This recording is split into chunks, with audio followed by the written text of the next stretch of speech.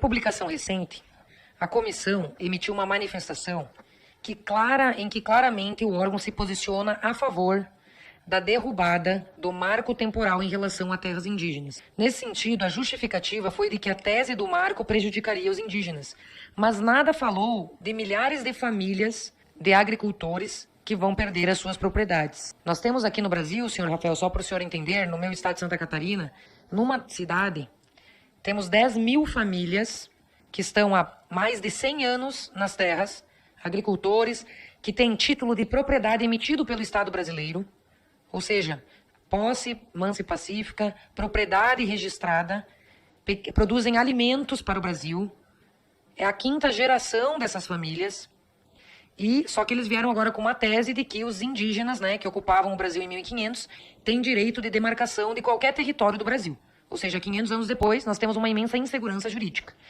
O Supremo Tribunal Federal derrubou o marco temporal, que era um prazo, né, para que as pessoas que estavam naquele momento presente, na promulgação da nossa Constituição, em 88, teriam direito à terra. Nesse caso, essas pessoas não estavam naquelas terras, mas agora os indígenas estão pleiteando essas terras. E o Supremo está dando voz aos indígenas, sem nem ouvir essas 10 mil famílias, nesse caso do município da Palhoça, por exemplo. Se o órgão internacional já está se posicionando a favor da tese dos índios, e nada fala sobre os pequenos agricultores. Digamos que chegue um caso de denúncia de direitos humanos, de violação dos direitos humanos, por violação do direito à vida, porque eles não sabem o que fazer, para onde vão, não vão ter nem direito à indenização. Digamos que eles denunciem para a comissão que estão tendo violação do direito à propriedade, ao trabalho, ao sustento, a uma dignidade de vida deles. Mas a comissão já se manifestou que é a favor dos índios. Existe uma imparcialidade para julgar esses casos? Como proceder? Esse é um exemplo que eu trago aqui, porque está bem sendo debatido nesse momento no Brasil. Então isso nos preocupa muito. Eu gostaria da sua visão como uma pessoa que está olhando de fora e que a gente sabe que a corte tem que ser imparcial. Qual o seu posicionamento, sua visão como especialista, como técnico, como estudioso, como político e como uma pessoa que defende a imparcialidade da corte e da comissão?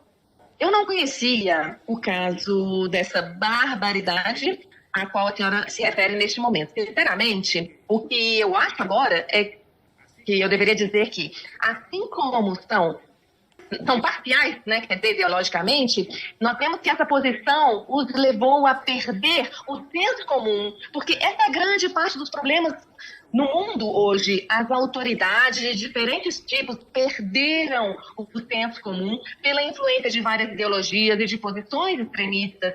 E nós vemos, por exemplo, na questão de gênero agora, um homem não é um homem, uma mulher não é uma mulher, e ponto. E ninguém pode...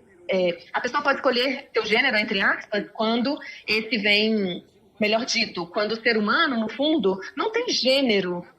O que tem gênero são as palavras, né, os idiomas, as pessoas humanas, nós temos sexo.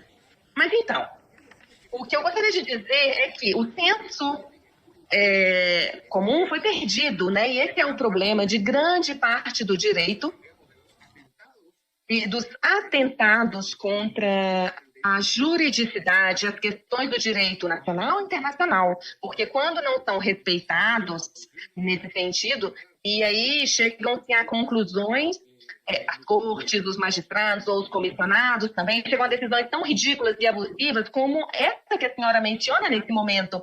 Então, são claramente abusivas. E, como eu digo, não tem sentido. Eles podem ter a força de ter sido proferida por uma comissão que considera que eles têm direito a atuar dessa forma, mas isso não deixa de significar que constitui um abuso. Eu gostaria de aproveitar também uma pergunta pública, não a vocês, mas uma pergunta pública que demonstra, eu acho, essa parcialidade da comissão.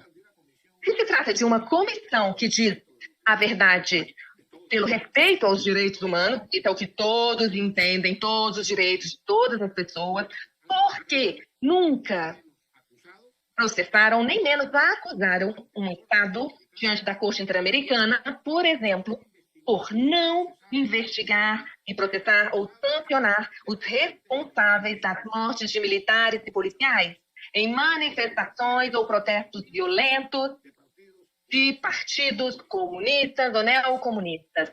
Só a comissão só acusa e processa os estados e obriga que os estados processem os policiais, que, no cumprimento do seu dever e na manutenção da ordem, causaram a morte de manifestantes que os atacaram primeiro e enfrentaram com violência. E por quê?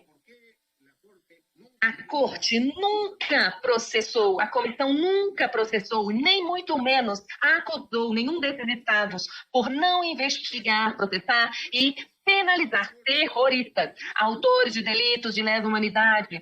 Somente exige que sejam processados funcionários ou pessoal da sociedade que eventualmente, em cumprimento da sua missão, tiveram que causar a morte daqueles que os estavam atacando ou também atacando a sociedade. E, finalmente, por que nunca processaram, nem ao menos acusaram o Estado por outorgar indultos ou redução de penas a terroristas convictos e confessos? Somente exigem que sejam anulados os indultos de policiais, militares ou políticos. Nunca pedem que sejam anulados ou acusados, ou sejam anulados indultos para terroristas que participaram de feitos dessa ordem.